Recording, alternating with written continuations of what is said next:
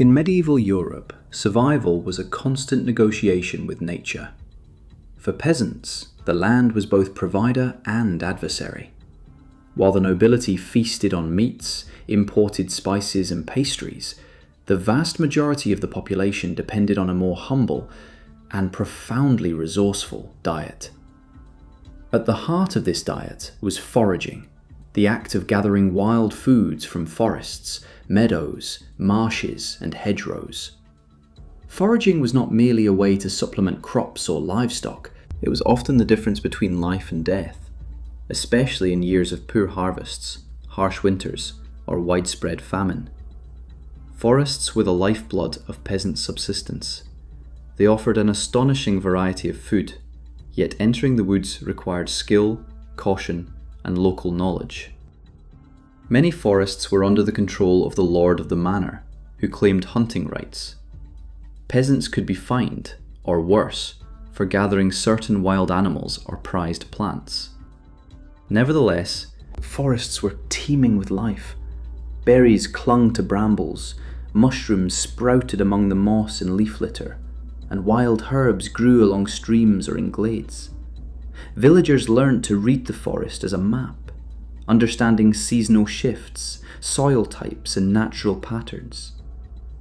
Elderberries and blackberries offered summer sweetness, while wild strawberries were a rare and treasured delight. Mushrooms such as morels, chanterelles, and puffballs were eagerly sought, though foragers had to distinguish them carefully from poisonous varieties. Mistakes could be fatal, so mushroom identification was taught orally, often through stories, riddles, and mnemonic rhymes passed down from parent to child. Beyond food, forests provided fuel, tools, and medicine.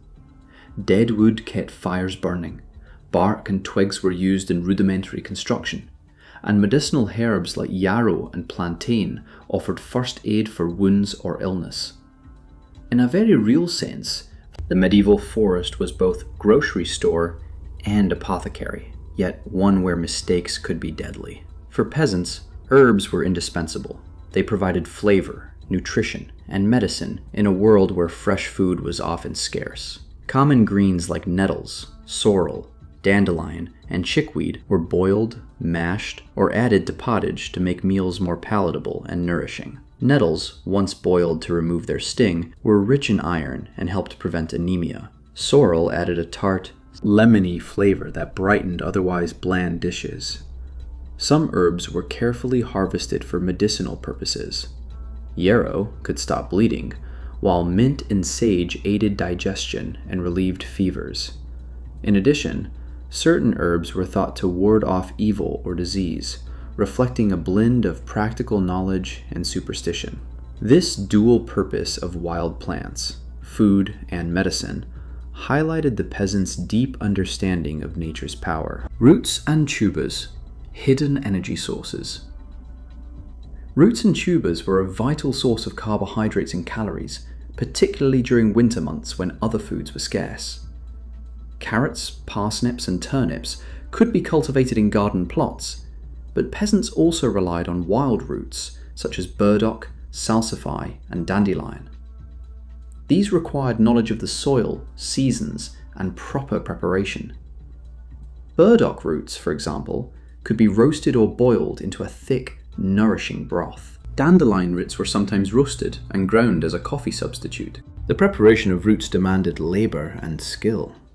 Many had to be peeled, soaked, boiled, or roasted to remove bitterness or toxins. Their hardiness and storability made them essential, ensuring a food supply through long winters and periods of scarcity. Autumn brought the bounty of nuts: hazelnuts, walnuts, and acorns.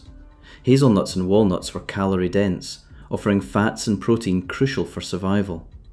Acorns, bitter when raw, could be leached in water to remove tannins, then ground into flour to enrich bread or porridge. Seeds from flax, poppy, and wild grasses added nutrition and variety. Preserving nuts and seeds was an art. Peasants stored them in cool, dry cellars or buried them in pits to protect against rodents and spoilage. These careful measures reflect the medieval understanding of long-term planning and the importance of food security. Foraging was governed by the seasons. Spring brought tender greens and early mushrooms, while summer offered berries and wild fruits. Autumn was a time for nuts, mushrooms, and the last harvest of edible roots. Winter challenged foragers to rely on preserved foods. Dried herbs, stored nuts, and root vegetables kept families alive. This seasonal rhythm dictated daily life. Villagers meticulously planned their foraging trips, balancing the need for food with the risks of traveling long distances or trespassing on restricted lands. The peasant year revolved around this cycle. Observe, gather, preserve, and ration, all while working the fields or tending livestock. Children were integral to foraging. From an early age, they accompanied adults into forests and fields, learning the identification of plants, the seasons for harvesting, and the methods of preparation. This was hands-on education, where mistakes could teach valuable lessons, but always under the watchful eye of elders. Children would gather berries, collect herbs, or dig roots, gradually assuming responsibilities crucial for family survival. In addition to family knowledge, children learn from the wider community. Villages often had communal areas where wild foods were abundant. Elders passed on lore, superstitions, and practical advice, embedding survival skills in cultural memory. Foraging, therefore, was not only about sustenance, but also education, culture, and social cohesion. Wild foods were not solely practical. They carried spiritual and cultural meaning. Certain herbs were believed to protect against evil, bring fertility, or ensure good harvests. Forests were home to spirits, fairies, and mythical creatures, and superstitions often guided when and how plants were harvested. For example, certain mushrooms might only be collected at specific times or under certain moon phases to avoid bad luck. These beliefs intertwined with survival. For peasants, the forest was both nurturing and dangerous. Respecting its rhythms, observing its signs, and adhering to tradition were part of the holistic skill set of a forager. Food, magic, and folklore were inseparable in the medieval worldview. The fruits of foraging shaped the daily meals of peasants. Morning gruel might include nettles, dandelion leaves, or chickweed, sweetened with wild berries. Midday pottage combined grains, roots, wild onions, and herbs for a hearty stew. Bread, sometimes enriched with acorn or hazelnut flour, was a staple. Mushrooms, wild greens, and preserved fruits added flavour, variety, and nutrition. Meals were functional, designed to sustain hard labour, yet they were also deeply tied to the landscape. Every meal was a reflection of the season, the local environment, and the knowledge passed down through generations. Foraging was the invisible labour that made sustenance possible, day after day, year after year. While primarily a matter of survival, foraging also had economic dimensions. Surplus berries, mushrooms, or herbs could be sold or bartered at local markets, offering a modest supplement to family income. Certain herbs, such as mint, sage, or rosemary, were in demand for culinary or medicinal purposes and could provide small but meaningful economic opportunities. Foraging also supported livestock.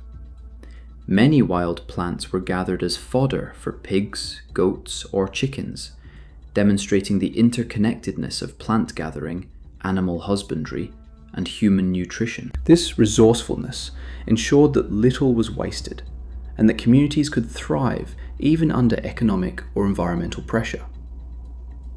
Foraging required constant vigilance. Poisonous plants and mushrooms were a persistent threat. Wild animals, boars, wolves, or snakes, posed additional dangers.